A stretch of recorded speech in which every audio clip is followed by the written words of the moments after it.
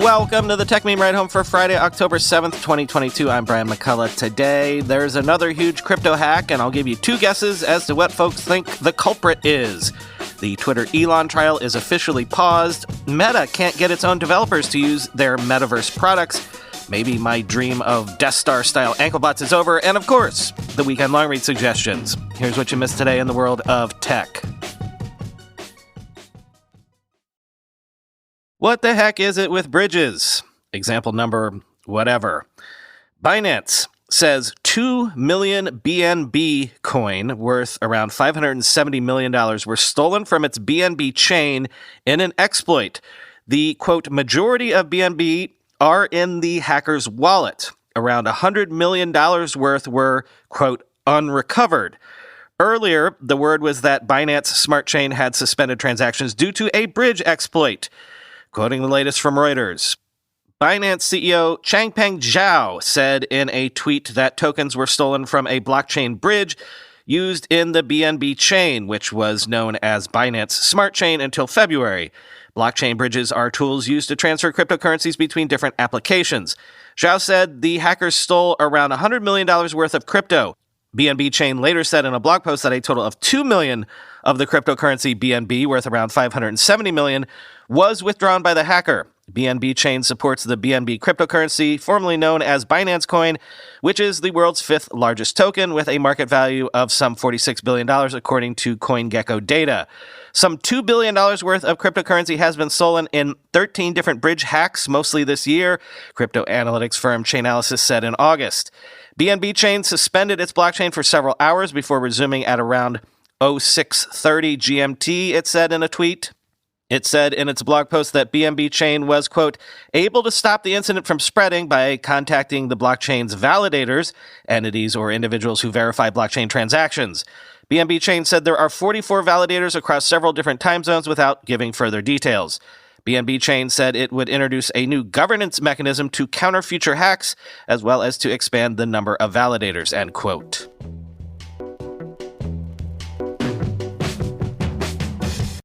Real quick, because I'm kind of as tired of this as you are, Judge Kathleen McCormick officially granted Elon Musk's request to halt the Twitter trial and says that if a deal isn't struck between the two parties by 5 p.m. on October 28th, the trial will begin in November.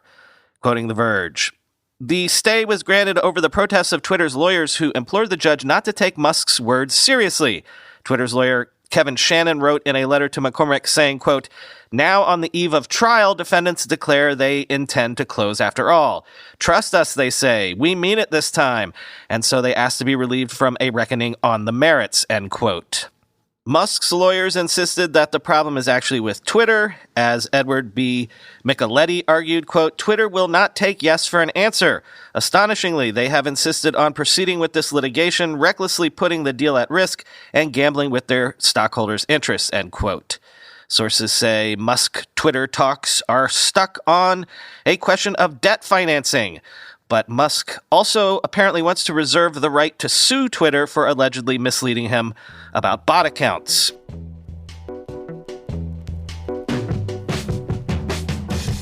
The Verge has seen an internal memo wherein Meta's VP of Metaverse says that Horizon Worlds, which is Meta's flagship metaverse app at the moment, is suffering from too many quality issues, and even the team building the app isn't using it very much. Quote, in one of the memos to employees dated September 15th, Meta's VP of Metaverse, Vishal Shah, said the team would remain in a quality lockdown for the rest of the year to, quote, ensure that we fix our quality gaps and performance issues before we open up Horizon to more users. Since launching late last year, we have seen that the core thesis of Horizon Worlds, a synchronous social network where creators can build engaging worlds, is strong, Shah wrote in a memo last month. But current feedback from our creators, users, playtesters, and many of us on the team is that the aggregate weight of paper cuts, stability issues, and bugs is making it too hard for our community to experience the magic of Horizon. Simply put, for an experience to become delightful and retentive, it must first be usable and well-crafted, end quote. A key issue with Horizon's development to date, according to Shah's internal memos, is that the people building it inside Meta appear not to be using it that much. Quote, "For many of us, we don't spend that much time in Horizon, and our dogfooding dashboards show this pretty clearly," he wrote to employees on September 15th. "Why is that? Why don't we love the product we've built so much that we use it all the time? The simple truth is, if we don't love it, how can we expect our users to love it?" End quote. In a follow-up memo dated September 30th, Shaw said that employees still weren't using Horizon enough, writing that a plan was being made to, quote, "hold managers accountable for having their teams use Horizon at least once a week. Everyone in this organization should make it their mission to fall in love with Horizon Worlds. You can't do that without using it. Get in there. Organize times to do it with your colleagues or friends in both internal builds, but also the public builds so you can interact with our community," end quote. Ah, yes. A product that you have to make it your mission to fall in love with. That's clearly a product that, say, my mom would naturally just want to use of her own accord, but hey, product market fit is hard.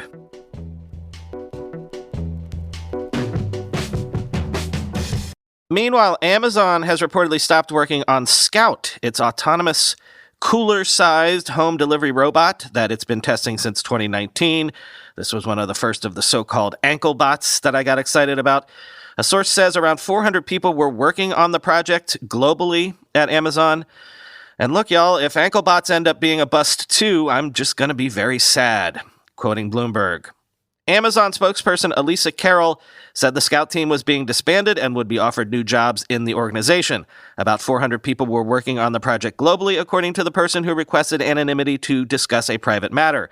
A skeleton crew will continue to consider the idea of an autonomous robot, but the current iteration isn't working. During our Scout limited field test, we worked to create a unique delivery experience, but learned through feedback that there were aspects of the program that weren't meeting customers' needs, Carroll said. As a result, we are ending our field tests and reorienting the program. We are working with employees during this transition, matching them to open roles that best fit their experience and skills, end quote. Only a few months ago, Amazon was still holding meet and greets in communities where it was testing the devices. Sean Scott, the vice president who oversaw the robot's development, left the company last year, according to his LinkedIn profile, end quote.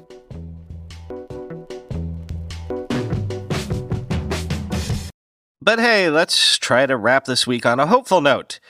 Faster memory chips are coming. Samsung has detailed GDDR7, already in production, which boasts speeds up to 36 Gbps, doubling GDDR6's 18 Gbps, and they plan to release new VNAND chips with a 230-layer design, quoting Tom's Hardware. In the DRAM field, the company announced that its latest 5th-generation 10-nanometer class manufacturing will start pushing out volume chips by 2023. Exploratory research is being done in sub-10-nanometer DRAM manufacturing, employing new patterning, materials, and architecture designs that include high-K gates. Samsung is leagues ahead of most of its rivals, which generally manufacture DRAM chips on 14-nanometer class nodes. Samsung's next-generation GDDR7 memory, which is sure to grace future graphics accelerators, is already in production. It offers speeds up to 36 Gbps, a doubling over GDDR6's 18 Gbps. At those data rates, a 384-bit memory bus would be able to deliver around 1.728 terabytes per second bandwidth, a large increase from the upcoming RTX 4090's 1 terabytes per second bandwidth. This will ensure GPU manufacturers have an adequate reservoir of bandwidth left without having to increase bus widths, as that would lead to more expensive PCBs and potentially even worse impacting on pricing. As for NAND, where Samsung stands as the undisputed king of the hill, the company is now designing and prototyping its 9th and 10th generation VNAND, with appropriate increases in layer density compared to the technology of today. Samsung is now shipping its 7th generation 176-layer VNAND, with plans to release VNAND chips based on its 8th generation 230-layer design by the end of the year. The latter will offer a 42% density increase with 512 gigabyte chips. But Samsung is eyeing even more significant jumps in density and expects to achieve a 1,000-layer VNAND design by 2030. Samsung also continues to work on QLC quad-level cell tech, hoping to boost performance while also increasing storage bit density, end quote.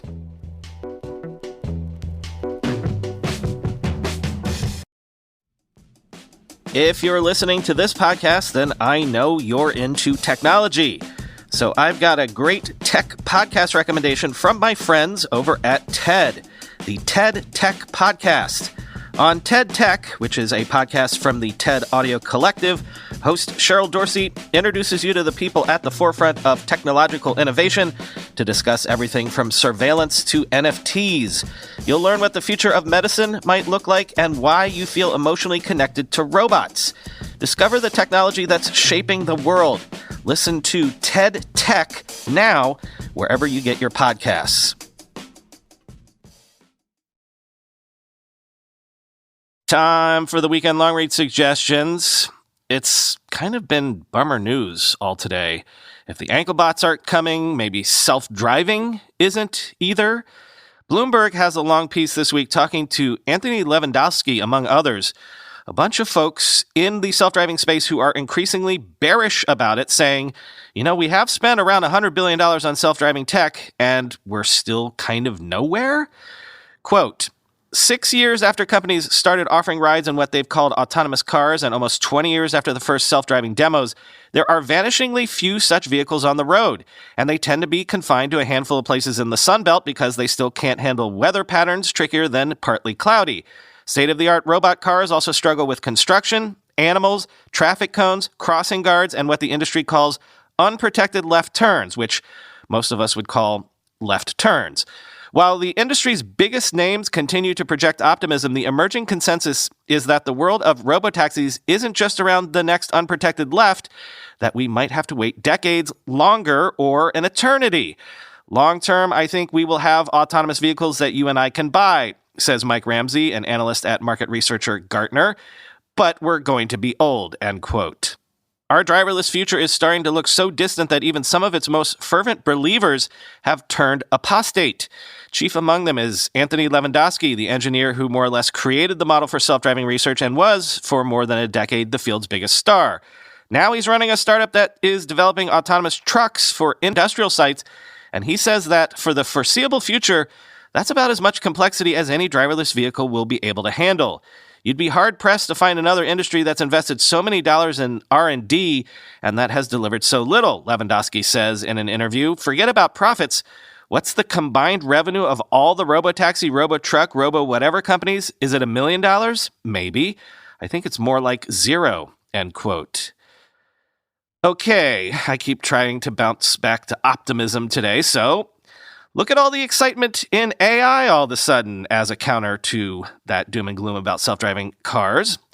I really can't quote from this piece because it's more of a graphical thing, but Jay Alamar posted a step-by-step illustrated explainer of how Stable Diffusion actually works.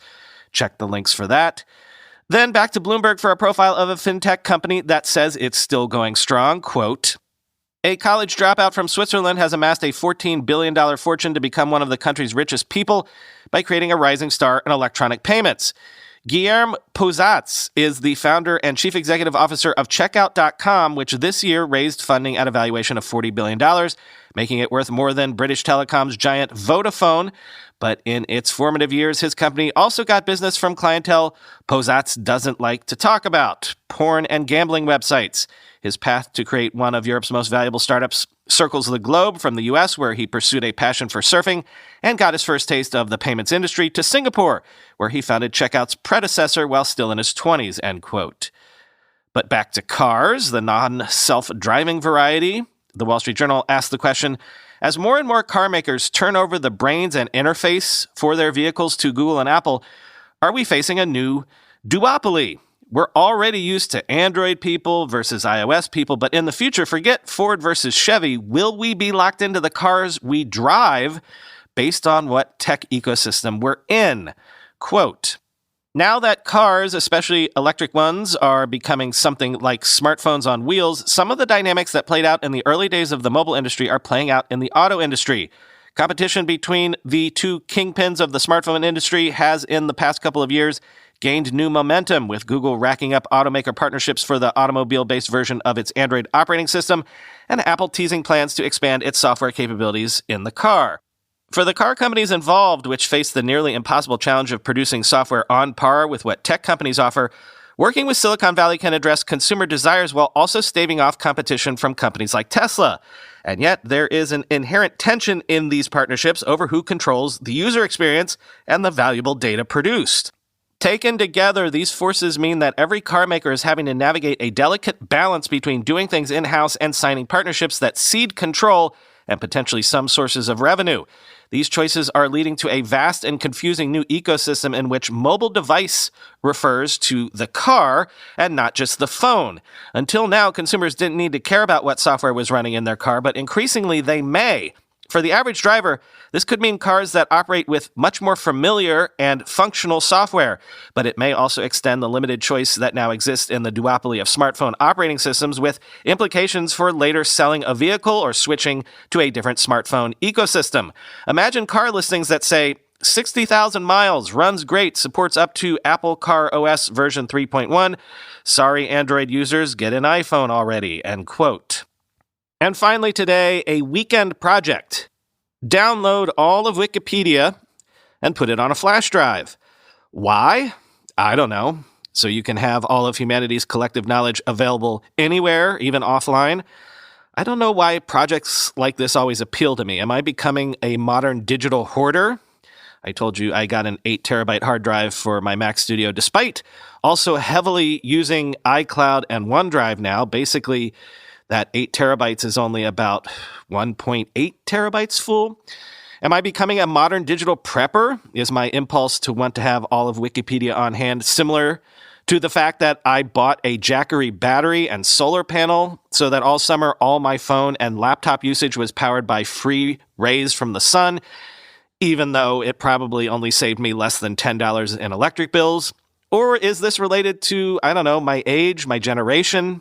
I'm of the original iPod generation, where the urge to have all of your music at your fingertips meant getting the biggest possible iPod and uploading your whole music library and then meticulously organizing it as some form of therapy or something. I actually remember in the early days of the App Store, there was an app that let you download all of Wikipedia onto your phone. I took up most of the storage on my first iPhone with that. I remember reading Wikipedia on planes once or twice, which now, even planes have decent Wi-Fi. Anyway, if you want to do something similar with a flash drive that can fit on your keychain, say, the last link in the show notes is the step-by-step instructions for how to download all of Wikipedia. You'll need a minimum of a 128 gigabyte drive, but, those are less than $15 or so these days on Amazon, so why not? Let's all save Wikipedia on our thumb drives all around the world, and maybe one of us will be responsible for keeping the light of civilization burning, Canicle for Leibowitz style.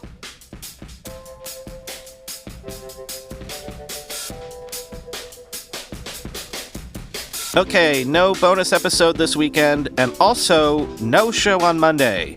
I'm going to take Monday off. Monday is Indigenous Peoples Day / Columbus Day, and if you're a long enough listener, you'll recall I usually make fun of this as a holiday to begin with, but as my parents are in town and the kids are now old enough to travel comfortably, I can't pass up this opportunity to spend a long weekend with all of them. Gonna go check out Providence and Newport, Rhode Island this week.